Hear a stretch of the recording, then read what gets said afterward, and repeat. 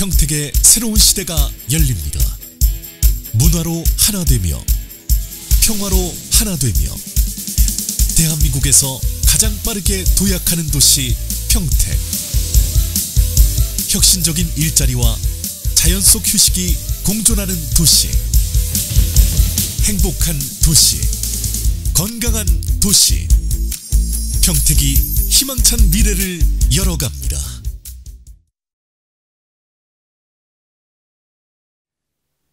구독, 좋아요, 알림 설정 부탁드려요.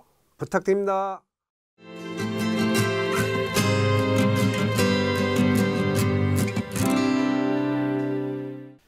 시청자 여러분 안녕하십니까?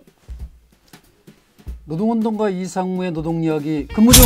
상무.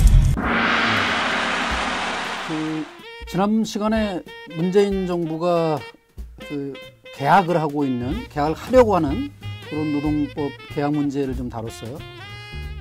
그와 함께 또 문재인 정부가 또 잘못하는 노동 문제에서 또 잘못하고 있는 것, 그거 하나 또 건드려 주신다고 했어요. 네, 참 문재인 정부에 대해서 여러 가지 아쉬움이 많은데요. 네, 예. 그 중에 제일 큰 것은 네. 이 사회 노동 조건을 변화시킬 수 있는 획기적인 것 중에 하나가 네. 우선은 국가가 할 수 있는 부분이 하나 있었는데, 네. 그것이 이제 비정규직의 문제였죠. 네, 예, 그러니까 예. 이제 그 공공 부분의 그 비정규직을 제로화하겠다고 했던 네, 네. 선언, 그 2017년 5월에 있었던. 예, 그것도 선언은 참 좋은 거였죠. 예, 정말. 네. 그래서 그 공공 부문의 비정규직 한 30여만 명 있는데, 네. 그들의 고용 조건이나 이런 것을 제대로 만들어냈다고 한다면은, 네. 그것이 그런 분위기가 확대돼서 네. 일반 사기업까지 네. 또 일반 이런 재벌 기업의 원하청 구조, 네. 이런 것까지도 혁신해낼 수 있는 예. 아주 좋은 그런 발상이었고, 네, 선언이었다고 저는 이제 생각을 해요. 정말 너무 아쉬워요. 네. 그게 그렇게 정말 좋은 아주 정말 당선되고 나서 정말 처음으로 이 비정규직을 없애겠다고 선언하실 때, 정말 촛불 정권 맞나 보다. 네. 희망이 막 보였고. 예, 그랬어요. 그랬었어요. 그런데 사실은 이게 이제 2017년 지금 3년이 지났네. 네. 3년이 지난 지금에 와서 보면은, 예. 이 당시에 직접 고용시킨 사업장과 네. 자회사도 정규직이라고 하는 정부의 노동부 정부 등등의 그 강변으로 해서 그 이해관계로 해서 자회사로 이제 전환돼하고의 차이가. 그때 직고용된 데도 몇 개 있긴 있군요. 예. 몇 개 있긴 있고. 네. 대부분은 또 이제 자회사로. 네. 예. 그 직접 고용시켰던 데는 정말 그 정책이 잘 돼서 예. 고용도 안정됐고 처우도 개선됐고 차별도 많이 해소가 됐고. 그렇겠네요. 네. 예.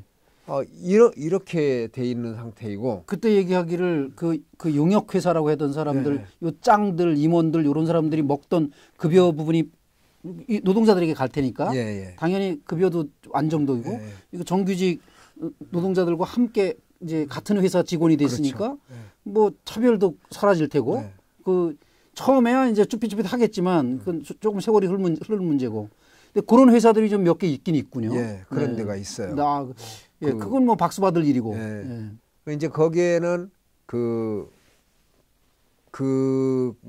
원청이라고 이제 우리가 얘기하는 공공기관의 그 이사장 또는 그 대표, 그리고 또 거기에 정규직 노동자들, 이들이 합심을 해서 직접 고용하는 것을 추진했던 데는 아무 잡음 없이 사실은 해냈어요. 그렇죠. 그런데 거기에 다른 이해관계가 있어가지고 자기들 사람 갖다 자리 만들어주고 하는 이 왜곡된 것, 그렇게 되는 것을 청와대나 이 정권에서 방기했죠. 방조도 했다. 방조. 잘못된 것을 아무리 가서 일러 바쳐도 내비뒀으면 방조한 거죠. 그렇죠. 속내가 자기들 거니까. 그것들이 이제 후과가 지금 나오는 거예요. 그동안 용역회사에 있던 사람들의 고용을 보장해줬고 뭐 해서 자회사가 돼서 고용이 보장됐다고 하는데 왜 이들은 또 쟁의하는가? 실제 그때도 얘기했지만 자회사라고 하는 것은 또 다른 용역회사다. 그러니까요. 그런 사례들 좀.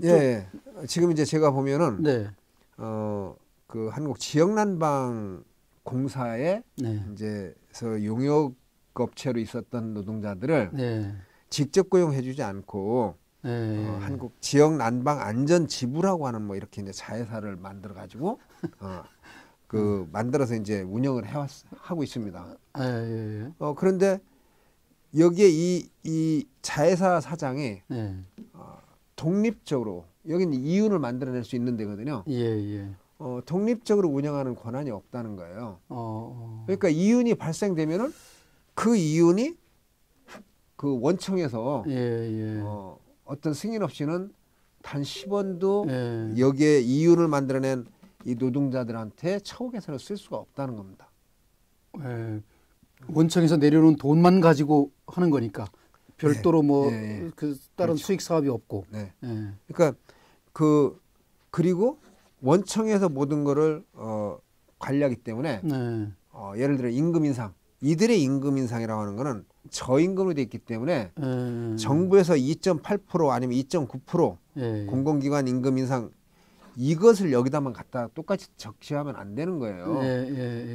그렇죠. 여기에 원청의 정규직 노동자들은 연봉이 뭐 7, 8천만 원 된다고 가정하면 그들의 2.9%하고 그렇죠. 2,400만 원짜리 2.9%를 똑같이 이걸 그 정부의 방침이다 이렇게 갖다 대서는 안 되는 거잖아요. 그래서 정률제냐 정액제냐 가지고 얘기할 때 이런 분들에게는 정액으로 높여주는 게 맞는 거죠. 그래서 이 기관은 자회사지만 본인들이 수익을 내고 있다는 겁니다. 그러니까 수익이 있는데 그 수익금을 원청에서 사용하지 못하도록 하기 때문에 자회사라고 하면 독립된 기관인데도 불구하고 자회사 사장은 수익이 좀 나서 그 상여금을 주든 월급을 올려주든 이렇게 하고 싶어도 원청에서 막고 있다. 그렇죠. 원청이라는 건 결국 정부기관, 공공기관. 그렇죠. 이제 그 예를 들어서 이제 지역 난방 공사라고 하는 데가 공기업이죠. 이 공기업이 자회사를 만들어 가지고 이 하청업체 사람들을 자회사로 묶어놓고는 다시 관리를 하는 거죠. 직접 관리하는 거 똑같은데 왜? 그럼 이 사람들 월급 주려고 그러는 거네 결국은. 그런 거예요. 그렇게 의심할 수밖에 없어요. 그래서 이제 이 사람들이 결국은 그 자회사로 왔던 사람들이 다시 이제 또 그 파업을 결의하고 이런 상황에 있는 것.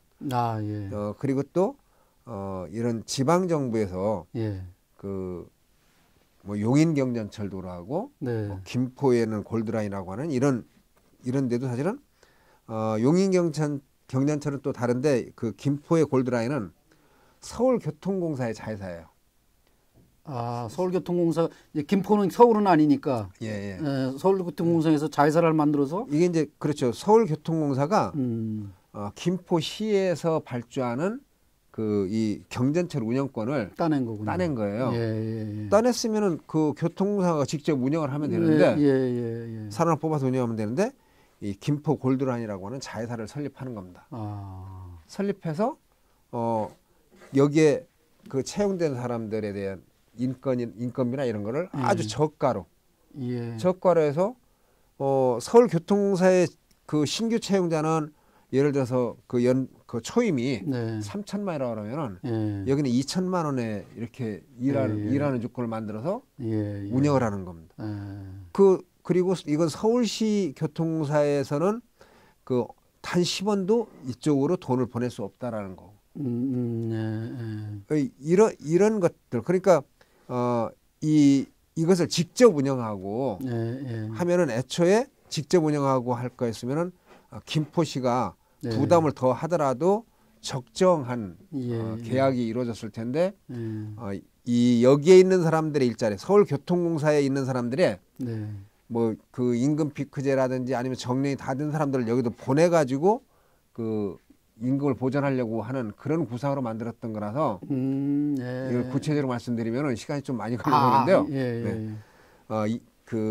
그런 올바르지 못한 이런 것을 해서 그 공공 그 원청이 이 자회사를 만들어 가지고 운영하고 있는 이런 것들 또 제가 그 실질적으로 가서 그 겪고 투쟁하고 했던 한국자볼드라고 하는 한국자볼드가 거기에 그 사장이 원청의 사장이 자회사로 해서 모범적으로 정말 잘해보겠습니다.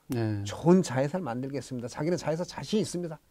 직접 고용하면 되는 것을 끝내 거부하고 이게 노동부 산하기관인데 그렇게 억지를 쓰고 해서 결국 나중에는 그걸 담보하는 것이 그 노사 상생발전협의회를 설치하겠습니다. 그 이제 자회사 협상 이런 거 하면 될 걸 왜 그것은? 그러니까 자회사를 여러 가지 좋은 자회사를 만들기 위해서 노사 상생발전협의회를 설치하겠습니다. 그래서 이제 그런 것에 의해서 직접 고용을 그 요구하며 싸우다가 최종적으로는 그런 회의와 또 기간이 도래해서 재고용이 안 된다는 협박 때문에 이제 그 자회사로 돌아갔어요. 그런데 이렇게 약속했던 사람들이 1년 6개월 동안 상생발전협의회를 운영하지 않는 겁니다. 운영하지 않는 이유는 이러저러한 핑계죠. 뭐 노조가 뭐 몇 개가 있다. 이 노조를 자기들이 만들어주고 뭐 별짓 다 하는 거죠 이게. 회사에서 만든 노조도 있고 노동자들이 직접 만든 것도 있고 뭐 노조원 뭐 서너 명 있는지 네댓 명 있는지 그것도 또 다 존중하는 것처럼 해서 거기서 합의가 안 돼서 못하네 뭐하네 별별 걸 다 해서 사람들 욕보이는 이거하고 1년 6개월 하고 나니까 1년 6개월이 지나니까 지금은 어떤 시기예요? 코로나19 때문에 휴업도 하고 여러 가지 어려운 시기죠. 그러니까 곧바로 상생협의라고 하는 걸 하면서 하는 얘기가 구조조정을 얘기한다는 거예요. 그런데 그 구조조정을 하려면 사실은 정말 구조조정이 필요하다면 원청의 정규직을 갖고 얘기가 돼야 되는 거죠. 그렇고 실제로 구조조정을 이 자회사 임원들을 없애면 구조가 조정이 되죠. 그렇죠. 그리고 특히나 이 공공기관이 경제가 어렵고 실업이 확대될 때는 공공기관의 일자를 만들어서 채용하는 것이 이 같이 극복하는 방안인데 공공기관에서 어떤 그 관리자라고 하는 이런 사람들 입으로 쉽게 구조조정을 얘기한다는 거는 이 경영 마인드도 없고 이런 관점도 없는 거죠. 그래서 사실은 어떤 것들을 할 때 우리가 그 용두삼이라고 이렇게 얘기를 하는 걸 상당히 나쁘게 얘기하잖아요. 뭐 양두구육도 하시고 뭐 용두삼이도 하시는데. 참 그러네요. 어떻게 보니까. 그 문재인 정부가 그 촛불의 그런 밝은 기운을 받아서 시작할 때는 뭔가 참 잘할 것 같이. 그런데 지금 보면 용두삼이다 참 욕되다 이게 이거는 문재인 정권에 욕되는 것만 아니라 국민들의 삶이 피폐화되는 거고 국민들의 자존감이 그런 거예요. 그 추운 겨울에 촛불 들고 나서 싸웠던 우리들의 그 자존감은 어디가 있는가? 문재인 정부하고 문재인 정부를 이루고 있는 그들이 몇 번이나 나왔는가? 그러게 말이에요. 노동자들이 길을 탔거든요. 그렇죠. 그때 촛불 집회에 사회를 보았던 분들 중에 민주노총 사람들이 우선 많고 인권운동하던 사람들 이런 분들이 돌아가면서 상황실을 꾸려서 같이 진행을 해서 정권을 퇴진시킨 거죠. 사실 국회에서 그 탄핵 안 하려고 했잖아요. 안 하려고 했죠. 안 하려고 했었어요. 그 당시 민주당 안 하려고 그랬었죠. 그랬는데 결국은 그걸 밖에서 촛불을 하던 국민들이 이제 그 국민들이라고 말하지만 실제로는 핵심 조직원들은 뭐 노무현 대통령 얘기를 들자면 깨어있는 시민들은 노동자들이었던 거죠. 깨어있는 시민들의 조직된 힘. 그 민주노총만큼 조직된 힘이 어디 있어요. 그 정당에 가 있던 당원들은 오히려 탄핵을 반대하는 판에 노동자들이 해서 이렇게 정권을 바꿔놨는데 그 사람들의 공은 온데간데 없고 그냥 정권에 이렇게 좀 했던 사람들만 자회사 짱들 맡아가지고 가 있는 게 아닌가 하는 아쉬움이 있네요. 그래서 다시 한번 이제 이렇게 자회사로 돼 있는 데들을 그 자회사 계약 기간이 끝나면은 다시 직접 고용하는 직접 고용해야 된다. 그래서 이걸 이제 근본적으로 이 문제를 해결하는 것. 그리고 아직 자회사도 직접 고용도 결정하지 않은 그런 사업장들도 많이 있어요. 아직도 여기는 이런 앞에서 해보니까 이게 직접 고용과 자회사로 하는 것에 대한 문제가 이미 나와 있잖아요. 직접 고용된 데는 아무 문제 없이 지금 그 열심히들 그 세금에 공사하고 있는데 자회사로 가 있는 단위들은 끊임없이 그 이 불협화음일 수밖에 없고 문제가 도출되고 있으니 기왕에 자회사로 간 거는 그 기간이 이 계약 기간이 종료되는 시점에 직접 고용으로 다 전환하고 아직 결정하지 않은 데는 자회사보다는 직접 고용이 훨씬 유익하다는 것 다시 한번 확인해서 정권이 그것을 이행했으면 제가 이건 권고인가요? 예, 권고. 강력하게 권고하는 거죠. 강력하게 이제 권고하는 겁니다. 권고도 하고 사실 경고도 하는 거고. 그 말씀드리면서 일단 지금 예를 드신 몇 개, 그 지역난방공사, 그 다음에 서울시 교통공사, 그리고 고용노동부, 요런 기관들이 좀 제대로 좀 그 문재인 정부 욕을 먹이지 말고 제대로 좀 진행했으면 좋겠다는 생각을 하고, 그리고 그중에 서울시 교통공사는 지금 서울시장도 없고 하니 이거는 문재인 대통령의 책임이라기보다는 서울시장의 책임일 텐데 이거는 선거가 끝나고 나서 이제 이건 제대로 좀 바로잡았으면 좋겠다. 이건 현재 그 부시장이 대항하고 있을 텐데 서울시 교통공사를 책임질 그 부시장이 좀 제대로 마음을 먹고 하면 더 좋겠고 아니면 늦어도 그 보궐선거가 이루어지고 난 뒤에 이거 좀 제대로 자리 잡았으면 좋겠다 이런 생각을 합니다. 그리고 부탁이 하나 있어요. 시청자 여러분들께. 이런 일들을 얘기하다 보면 꼭 밖에서 들리는 얘기가 있어요. 뭐 국힘당 애들도 아니고 거기 앉아가지고 왜 문재인 정부를 욕하냐 이런 사람들이 있거든요. 여러분보다 그런 욕을 하시는 여러분들보다 훨씬 더 국힘당의 집권을 저지하고 싸워온 분들입니다. 이게 노동운동 하시는 분들이 그렇게 매도해서 욕하면 안 됩니다. 그리고 하나만 더 좀 말씀드리면은 아주 큰 조직이거든요. 국민건강보험공단. 여기에 콜센터라고 얘기를 하는데 상담직을 하시는 분들이 있어요. 전화하면은 그 건강보험 정규직 직원이 전화를 받는 게 아니라 그 비정규직 그 콜센터 직원들이 이제 상담직 직원들이 전화를 받아서 다 처리합니다. 엊그제 보니까 여성분들인데 기저귀를 차고 근무한다고 이렇게 인터뷰한 걸 봤어요.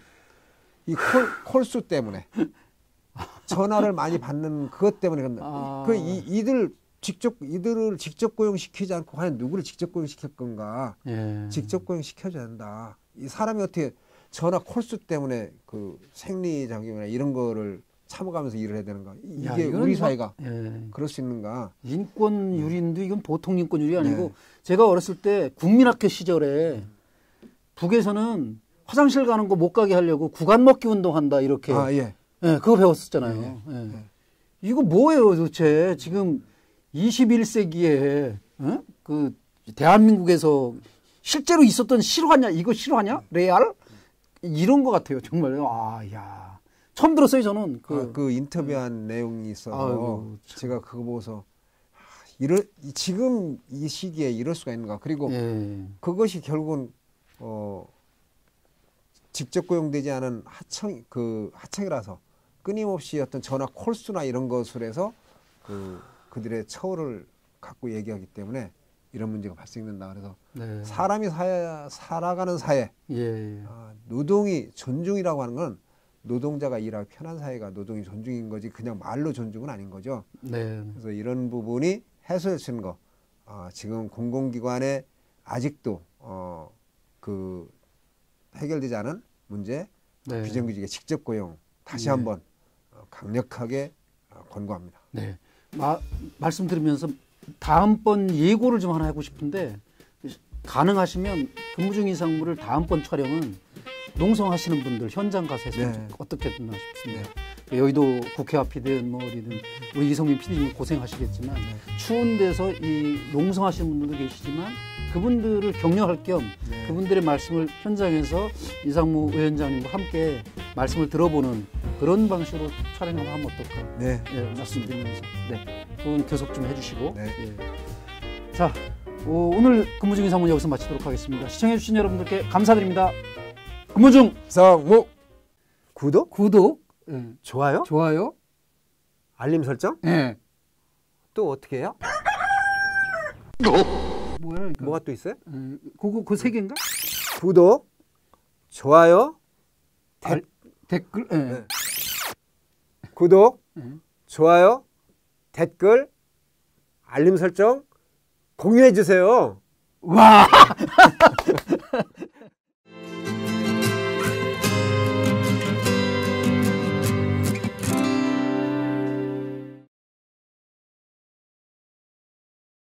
지금 평택의 새로운 시대가 열립니다. 문화로 하나 되며 평화로 하나 되며 대한민국에서 가장 빠르게 도약하는 도시 평택. 혁신적인 일자리와 자연 속 휴식이 공존하는 도시. 행복한 도시. 건강한 도시. 평택이 희망찬 미래를 열어갑니다.